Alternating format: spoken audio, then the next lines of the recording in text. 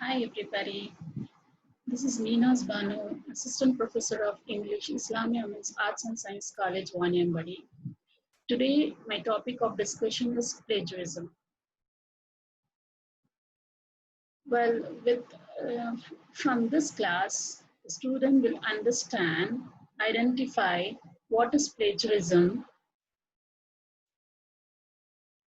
types of plagiarism, what are the consequences of plagiarism, forms of plagiarisms, issues related to plagiarisms, and tips to avoid plagiarism. Well, let's start. What is plagiarism? Plagiarism is an act of presenting another person's work or idea as their own. Plagiarism is copying another person's ideas, words, or writing and pretending that they are as your own work. Such act is like violating copyrights laws. Suppose imagine you are a college student and you have plagiarized and caught up for plagiarizing, there is a possibility that you may be expelled out of the college or it may lead to the permanent damage of your reputation. Plagiarism is like something unethical practice of theft. And moreover, you may see generally nowadays researchers have easy access to material and data on internet, which makes it easy to copy and practice I mean, to copy and paste the information and present it as if their own. Now let's come to the point. Let me begin with my first slide, plagiarism.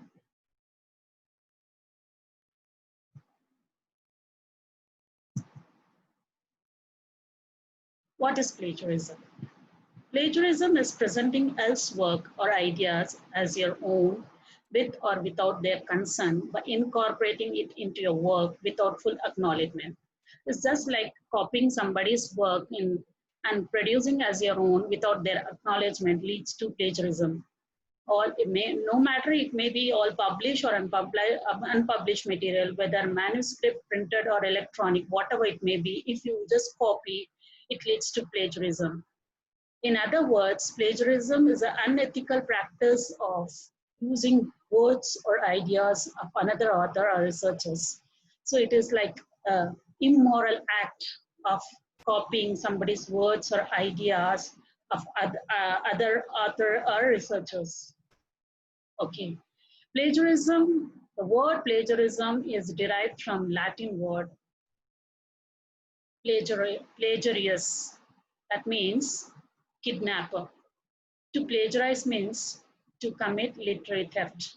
It is as if you are stealing away somebody's literary work and to present as new and original an idea or product derived from the existing source and presenting it as your own source, which is truly unethical.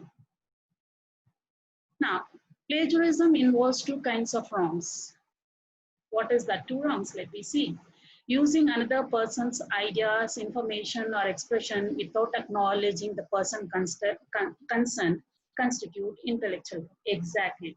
If you take somebody's information or ideas and present it in your own work without their acknowledgement or without their consent, it means that you're stealing away somebody's content. It's just like stealing something, some object. So it is called as an intellectual theft. Like passing off another person's ideas, information, or expression as your own to get a better grade or gain some others' advantage constitute a fraud, of course. So you you're stealing somebody's idea and information and present it as your own, maybe for the reason to get the better grades and you wanted to get some advantage. It is nothing but only a fraud. Plagiarism is sometimes a moral and ethical offense rather than a legal one. Of course, rather than a legal one, it is something immoral, unethical act of copying somebody or stealing somebody else's ideas. Okay, now moving on to the next. there are two types of plagiarisms mainly. Like you have intentional plagiarism and unintentional plagiarism.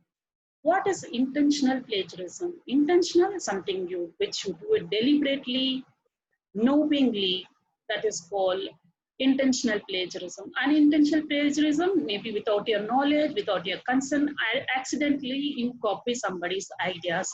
That is called as unintentional plagiarism. Okay. Now, let me look into intentional plagiarism. Intentional plagiarism or deliberate plagiarism. It is like rewriting from books or articles. That is, taking the content from any book and rewriting as it is, word by word, sentence by sentence, phrase by phrase. It is deliberate, knowing that it is wrong, even though in spite of that you're writing the same thing, is a deliberate plagiarism. Copying or pasting from web pages and online sources to create patchwork. This is a common habit nowadays, since in today's modern technological world where you are easily accessibility to the sources, researchers simply go into the net, they take the sources, they cut, copy, paste, and put it into their own work as if it is a patchwork. Buying and downloading or borrowing the paper, or buying from somebody else for money, or downloading the content from the net, or borrowing the paper from somebody, all leads to the deliberate or intentional plagiarism. Now, moving on to the unintentional plagiarism. It may be called as accidental plagiarism. Not knowing when and how to cite. Maybe the researcher who is not aware of this concept of plagiarism may tend to commit this kind of mistake of plagiarism, not knowing and how to cite. This is another reason.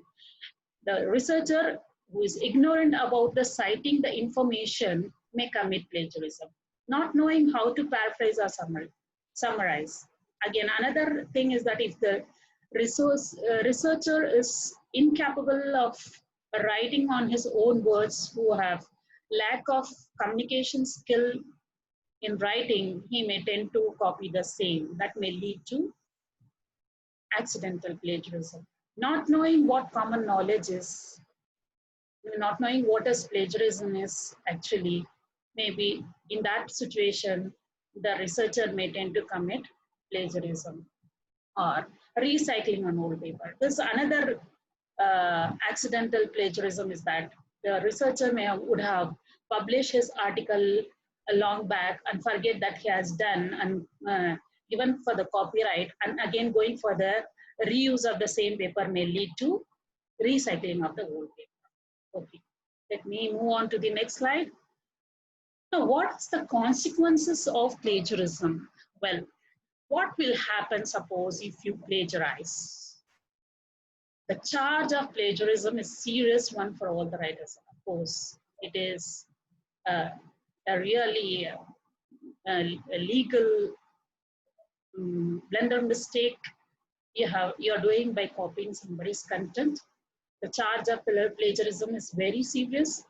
Plagiarists are often seen as incompetent. So now who are the person who really go for this kind of plagiarism?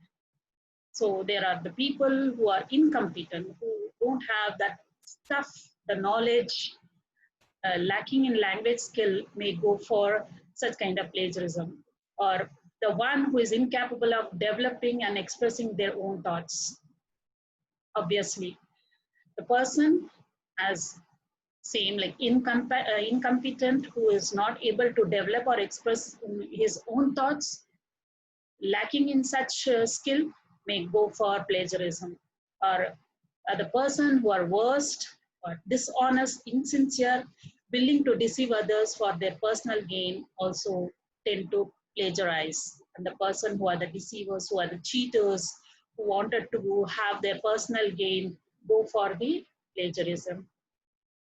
When professional writers, such as journalists, are exposed as a plagiarist, they are likely to lose their job, of course. See, journalism is the profession where everyone expect for the authenticity of the content, reality in their content. If the journalists go for such kind of copying others matter, there are the possibilities that they may lose their job, and they are certain to suffer public embarrassment and loss of prestige. Of course, when a journalist is exposed that he has copied somebody's idea, I mean somebody's news, definitely he will suffer a public embarrassment. The people will look down to earth on him, and he may lose his dignity, his prestige.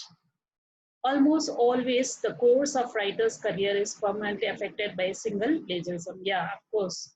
When no matter he may be a very sincere and honest writer, and the situation at any time accidentally when he tends to plagiarize, his permanent reputation will be affected. So we should be very careful in the matter of plagiarism.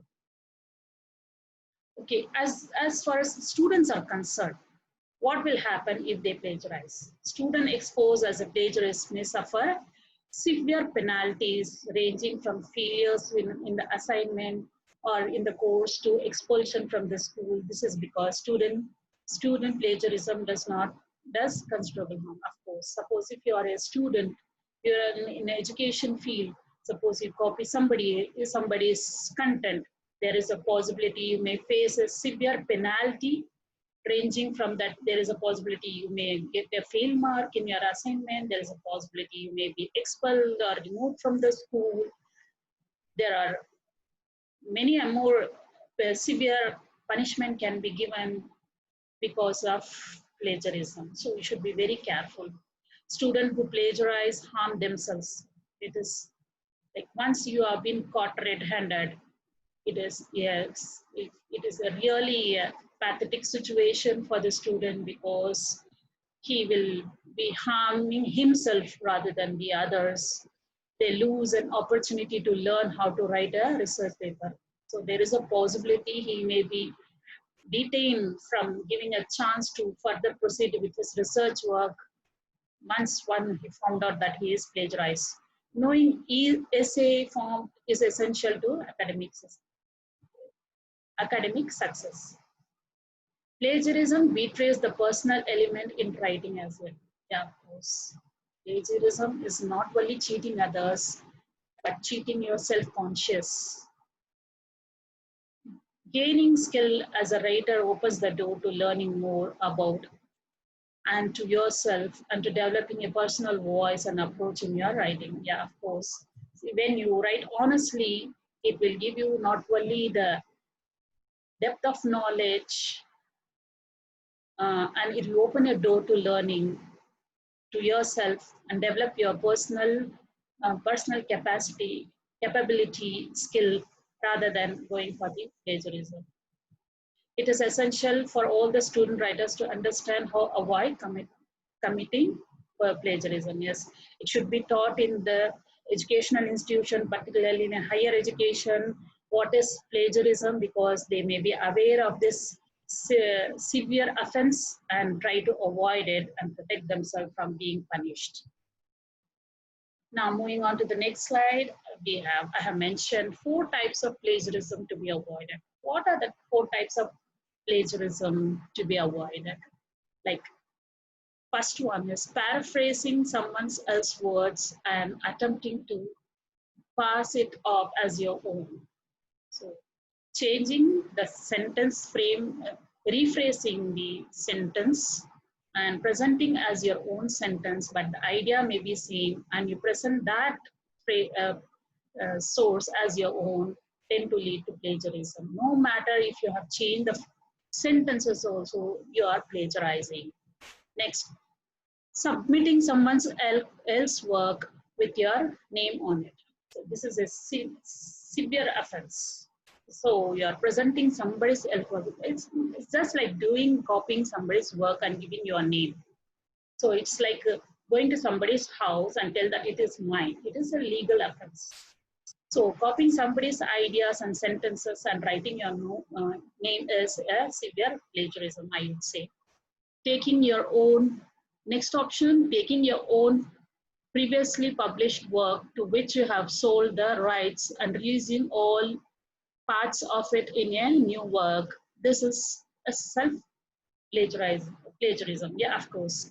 See, as I have already mentioned, once you have created a work and you have published it, you have got the copyright, and again next time reusing the same content for the next approval is just like a plagiarizing that should be avoided. The last one is using a part of the content else work in your own without citation. So citing somebody's work, part of work, no matter it is a part of work, and the boasting of that it is yours is kind of plagiarism, of course. Then moving on to the next, forms of plagiarism. What are the forms of plagiarism? The most blatant form of plagiarism is to obtain and submit as your own paper written by someone else. So really is a pathetic situation for any researcher. It's really what we can say mean on the part of the researcher when he obtains somebody else's paper and submit it as if it is written by himself with his name. This is a truly a blatant form of plagiarism, I would say. Other less conspicuous forms of plagiarism include the failure to give appropriate acknowledgement when repeating or paraphrasing another's wording. So when you fail to give a proper citation when you are citing out, when you are quoting out somebody's work, somebody's sentence, somebody's content without giving a proper citation, it leads to, it's another way of plagiarizing. When taking a particular apt phrase and when paraphrasing another's argument or presenting another's line of thinking.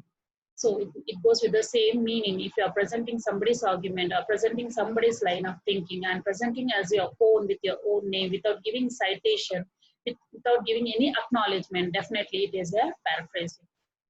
Repeating or paraphrasing wording, taking a particular repeating or paraphrasing wording. So, or repeating the same words or paraphrasing the words from the others, it goes with the same thing that you are anyway plagiarizing.